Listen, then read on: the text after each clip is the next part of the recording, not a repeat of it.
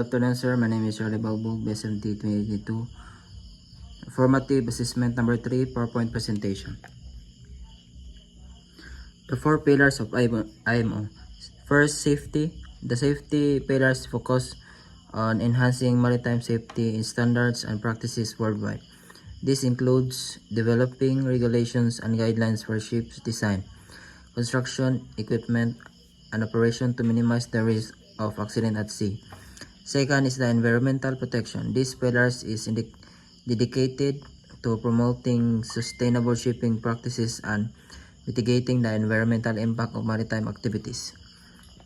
IMO works to reduce air and water pollution from ships, regulates ballast water management, and addresses issues such as greenhouse gas emission and marine litter. Third is the legal framework. The legal framework pillar involves establishing and enforcing international maritime laws and regulation. IMO develops and maintains a comprehensive legal framework including conventions, protocols, and codes to govern various aspects of shipping such as safety, security, environmental protection, and liability.